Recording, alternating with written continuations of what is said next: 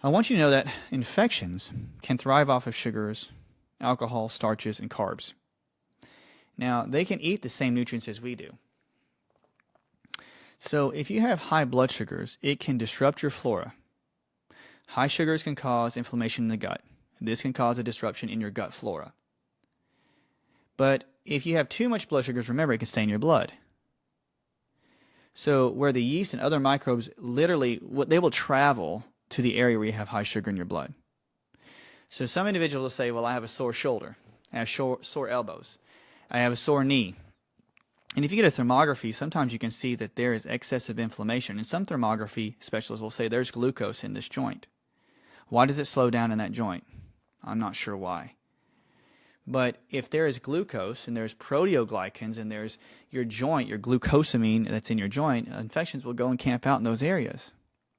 They'll travel in the bloodstream where your blood flow slows down, and they'll eat the sugars.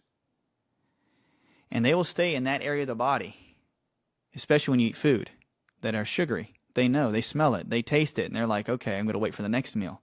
They know your patterns. They know when you're going to eat a sugary meal. They eat it up. Your cells get starved of sugars, and then what? You crave more sugars.